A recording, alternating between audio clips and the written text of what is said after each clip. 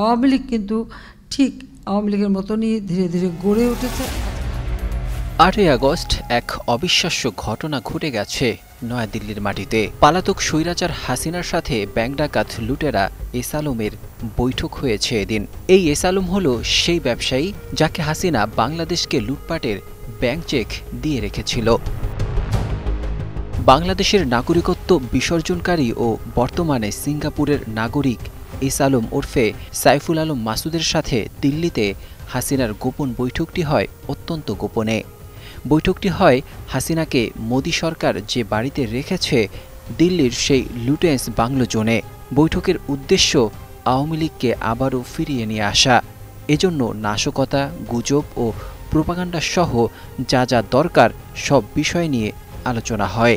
এ সময় হাসিনার অনুরোধে এস আলম ২৫০০ কোটি টাকা হস্তান্তর করেন এবং আরও ২০০০ কোটি টাকা নভেম্বরে দেওয়ার আশ্বাস দেন। জানা যায় এই টাকা দিয়ে আওয়ামী লীগের গুজব সেল সিআরআই অ্যাক্টিভ করা হবে এবং আওয়ামী অ্যাক্টিভিস্টদের সক্রিয় করে সামাজিক যোগাযোগ মাধ্যম সহ অনলাইন দুনিয়ায় গুজব ও প্রোপাগান্ডা ছড়িয়ে দেশকে অস্থিতিশীল করা হবে। হাসিনা পালিয়ে যাওয়ার পর সিআরআইয়ের অফিসও উধাও হয়ে যায়, কিন্তু সম্প্রতি পুরান ঢাকায় সিআরআই একটি গোপন অফিস নিয়েছে। সিআরআইকে অ্যাক্টিভ করতে ভূমিকা পালন করছে একটি শীর্ষস্থানীয় বিজ্ঞাপনী সংস্থার কর্ণধার গাউসুল আলম শাওন। এই শাওন যে কত বড় খেলোয়াড় সে বিষয়ে প্রতিবেদনের শেষে জানাচ্ছি। চলতি মাসের ৮ তারিখ হাসিনার সাথে বৈঠকের আগে নয়াদিল্লি পৌঁছে এস আলম আওয়ামী লীগের অপর পলাতক নেতা সাবেক মন্ত্রী মহিবুল হাসান চৌধুরী নওফেল, জাহাঙ্গীর কবির নানক, মোহাম্মদ আলী আরাফাত সহ আরও কিছু নেতার সঙ্গে বৈঠক করেন। ওই বৈঠকেও মূল এজেন্ডা ছিল দেশকে অস্থিতিশীল করে আওয়ামী লীগকে ক্ষমতায় ফিরিয়ে আনার পরিকল্পনা। বিশ্বস্ত একটি সূত্র জানায়, সাইফুল আলম মাসুদের উমরা পালন করা ছিল একটা উসিলা। তার মক্কায় যাত্রার আসল উদ্দেশ্য ছিল দেশের বাইরে থাকা আওয়ামী লীগ নেতাদের সঙ্গে সাক্ষাৎ করা। মক্কার ফেয়ারমন্ট হোটেলে তিনি পলাতক নেতাদের সঙ্গে বৈঠক করেন এবং দেশ থেকে লুট করা অর্থের বিনিময়ে বিলাসবহুল হোটেল কেনার জন্য একটি আন্তর্জাতিক সংস্থার সঙ্গে জরুরি বৈঠকও করেন। দেশবিরোধী বিভিন্ন পরিকল্পনা সাজানো শেষে ৪ আগস্ট এস আলম মদিনায় চলে যান এবং ইলাফ আল তাকুয়া হোটেলে ওঠেন। সেখানে তিনি চট্টগ্রামের কিছু চিহ্নিত আওয়ামী ব্যবসায়ীর সাথে দেখা করেন এবং বিভিন্ন বিষয়ে আলোচনা করেন। ২ দিন মক্কায় অবস্থান শেষে ৬ আগস্ট তিনি দুবাইতে চলে যান। একই দিন তিনি দুবাই হয়ে ভারতের রাজধানী নয়াদিল্লিতে পৌঁছান। দিল্লিতে পৌঁছানোর পর তিনি ওবেরয় হোটেলে অবস্থান করেন এবং ওই হোটেলেই পলাতক সাবেক মন্ত্রী মহিবুল হাসান চৌধুরী নওফেল, জাহাঙ্গীর কবির নানক, মোহাম্মদ আলী আরাফাত সহ আরও কিছু নেতাদের সঙ্গে বৈঠক করেন। ৮ই আগস্ট সকল ফোন ও ইলেকট্রনিক ডিভাইস রেখে এস আলম একটি নম্বর প্লেটবিহীন গাড়িতে লুটিয়েন্স বাংলো জোনে অবস্থিত শেখ হাসিনার বাসভবনে পৌঁছান। বেলা ১টা থেকে সন্ধ্যা ৬টা ২৭ মিনিট পর্যন্ত তিনি শেখ হাসিনার সঙ্গে বৈঠক করেন। বৈঠকে ভারতের কয়েকজন উচ্চপদস্থ কর্মকর্তাও উপস্থিত ছিলেন। প্রাপ্ত তথ্য অনুযায়ী বৈঠকে হাসিনা বাংলাদেশকে অস্থিতিশীল করতে এবং ক্ষমতায় ফেরার জন্য ৪৫০০ কোটি টাকা চান, যা এস আলম দিতে সম্মত হন। এই ৪৫০০ কোটি টাকা ব্যবহারের প্রধান পরিকল্পনার মধ্যে আছে আন্তর্জাতিক লবি ও বিভিন্ন দেশের নীতি প্রণেতাদের মাধ্যমে আওয়ামী লীগের প্রতি সমর্থন নিশ্চিত করা, নভেম্বর ও ডিসেম্বরের মধ্যে দেশে নাশকতা সৃষ্টি করে অরাজক পরিস্থিতি তৈরি করা যাতে অন্তর্বর্তী সরকার পদত্যাগ করতে বাধ্য হয়, সরকারি কর্মকর্তা, পুলিশ ও গুরুত্বপূর্ণ ব্যক্তিদের কিনে ফেলা, আওয়ামী নেতা ও কর্মীদের জামিনে সহায়তা করা, এস আলমের শিল্প প্রতিষ্ঠান ও শ্রমিকদের মাধ্যমে আন্দোলন সংগঠিত করা, অর্থ গ্রহণ, বিতরণ ও ব্যবস্থাপনার দায়িত্বে থাকা ৩ জন কমিটির সদস্য ছিলেন জাহাঙ্গীর কবির নানক, মোহাম্মদ আলী আরাফাত এবং মহিবুল হাসান চৌধুরী নওফেল। শেখ হাসিনার আবাসস্থল থেকে ফিরে এসে এস আলম তার হোটেল ওয়েবরয়ে ওঠেন। ৮ ও ৯ আগস্ট টানা ২ দিন তিনি ওই হোটেলে অবস্থান করে ভারতে পালিয়ে থাকা আওয়ামী লীগের বিভিন্ন কেন্দ্রীয় নেতাদের সাথে সিরিজ বৈঠক করেন। এরপর 10ই আগস্ট এস আলম ফের শেখ হাসিনার সাথে দেখা করতে তার বাসভবনে যান। সেদিন এস আলম বেলা 3টা থেকে প্রায় রাত 11টা পর্যন্ত সেখানে অবস্থান করেন। পরদিন অর্থাৎ 11ই আগস্ট এস আলম নয়াদিল্লি থেকে বিমানে মুম্বাইয়ে যান এবং সেখানে একটি হাসপাতালে চিকিৎসা নেন। 15ই আগস্ট স্বাস্থ্য পরীক্ষা শেষে তিনি দিল্লি ফিরে আসেন।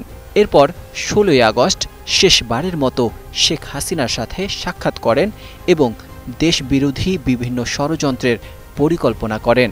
সবশেষ 17ই আগস্ট দিল্লি সফর শেষ করে এস আলম সিঙ্গাপুরে ফিরে যান।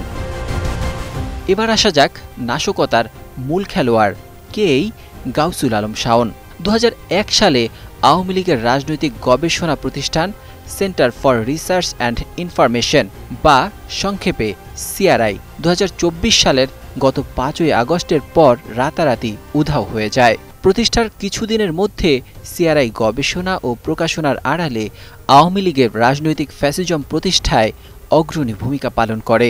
প্রতিষ্ঠানটি সেমিনার ও মাল্টিমিডিয়ার মাধ্যমে জনগণকে, বিশেষ করে তরুণ প্রজন্মকে সম্পৃক্ত করে আওয়ামী লীগের শাসন ব্যবস্থা চিরস্থায়ী করার পক্ষে কাজ করত। এর সবচেয়ে বড় উদ্যোগ হল ইয়াং বাংলা, যা দেশের তরুণদের নিয়ে গড়া বৃহত্তম নেটওয়ার্ক এবং এখান থেকে প্রতি বছর জয় বাংলা ইয়ুথ অ্যাওয়ার্ড প্রদান করা হতো। প্রতিষ্ঠানটির চেয়ারম্যান ছিলেন পলাতক শেখ হাসিনার পুত্র সজীব ওয়াজেদ জয়, ভাইস চেয়ারম্যান ছিলেন সাইমা ওয়াজেদ পুতুল, ট্রাস্টি ছিলেন শেখ রেহানার ছেলে রাদওয়ান মুজিব সিদ্দিকী ববি এবং আওয়ামী লীগ নেতা নসরুল হামিদ বিপু। সজীব ওয়াজেদ জয়ের বন্ধু ও সাবেক প্রতিমন্ত্রী নসরুল হামিদ বিপুর ভাইরা সৈয়দ গাউসুল আলম শাওন ছিল এই প্রতিষ্ঠানের অঘোষিত রাজা।